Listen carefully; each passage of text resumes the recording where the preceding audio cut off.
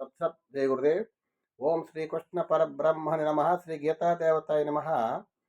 భగవద్గీత 6వ అధ్యాయం ఆత్మ సంయమ యోగములో 5వ శ్లోకాన్ని భగవానుడు తెలియజేస్తున్నారు.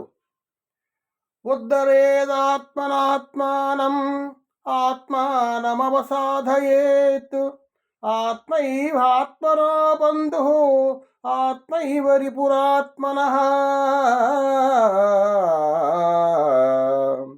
మనుజులు ఈ సంసార సాగరము నుండి తమను తామే ఉద్ధరించుకొనవలెను, తమకు తామే అధోగతి పాలు కారాదు. ఏననగా లోకములో వాస్తవముగా తమకు తామే మిత్రులు, తమకు తామే శత్రువులు. ఇది చాలా ముఖ్యమైన విషయం పరమాత్మ తెలియజేస్తున్నారు. ఉద్ధరేదాత్మనాత్మానం, ఎవరి మనసుని వాడే ఉద్ధరించుకోవాలి. గురువులు మనకి చెప్తారు, దేవుడు భగవంతుడు కూడా మనకు చెప్తున్నారు, శాస్త్రం చెప్తుంది. కానీ చెప్పే వరకే వారు చెప్తారు, కానీ మనము ఆచరించవలసింది మనం ఆచరించాలి, మనం సాధన చేయవలసింది మనం సాధన చేసుకోవాలి. మనుజులు ఈ సంసార సాగరము నుండి తమను తామే ఉద్ధరించుకొనవలెను. ఎందుకంటే మన సంసారములో మునిగిపోయి ఉన్నాము, అనేక దుఃఖాలు అనుభవిస్తున్నాము, అనేక సుఖాలు అనుభవిస్తున్నాము, అనేక బాధలు అనుభవిస్తున్నాము. ఈ జన్మ మరణాలు కూడా మనకి ఉంటున్నాయి. ఆ విధంగా ఈ సంసార సాగరము నుండి మనకి ముక్తి కలగాలంటే తమను తామే ఉద్ధరించుకొనవలెను. తమకు తామే శత్రువు, తమకు తామే మిత్రువు. తమకు తామే అంటే తన మనసే తనకి శత్రువు, తన మనసే తనకి మిత్రుడు. కాబట్టి మన ఎక్కడి నుంచో మనకు శత్రువులు మిత్రులు ఉన్నారని అనుకుంటాం, కరెక్టే. కానీ మన మనసే మనకి శత్రువు అవుతుంది. ఏమిటి?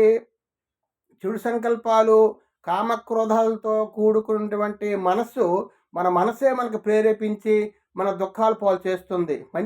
చెడు మనస్సు అయితే. అదే మంచి మనస్సు అయితే ఆ మంచి మనస్సే మనకి మంచి భావనలతో, మంచి సంకల్పాలతో, మంచి ఆలోచనలతో మన ప్రేరేపిస్తూ ఉంటే మనం మంచి పనులు చేస్తూ ఉంటాం. అప్పుడు మనకి సుఖం అనేది ఉంటుంది. అయితే అన్నిటికీ కారణం ఏంటంటే మన మనసే. అందుకే పరమాత్మ ఏం చెప్తున్నాడంటే, నీవు మొట్టమొదట నీ మనసు నువ్వు శుద్ధి చేసుకో, నువ్వు ఉద్ధరించుకోవని చెప్తున్నారు. ఉద్ధరేదాత్మనాత్మానం ఆత్మానం అవసాధయేత్తు. నిన్ను నువ్వే ఉద్ధరించుకోవాలి. అంటే నువ్వు అంటే అక్కడ మనసుని అర్థం, అక్కడ ఆత్మకి మనస్సు అని కూడా చెప్తున్నారు. నీ మనసుని ఉద్ధరించుకోవాలి.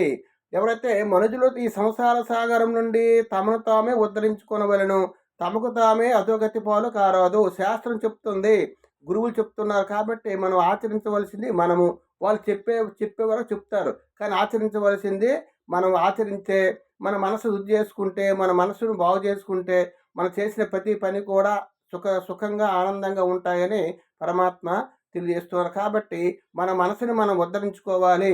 మన మనసు మంచి సంకల్పాలు ఉంటే మంచి పనులు చేస్తాం, చెడు సంకల్పాలు ఉంటే చెడు చేస్తాం.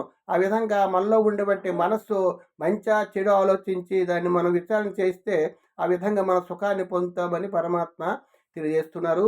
హరి ఓం తత్సత్. జై గురుదేవ్. ఓం లోకా సమస్త సుఖినో భవంతు. ఓం శాంతి శాంతి శాంతి.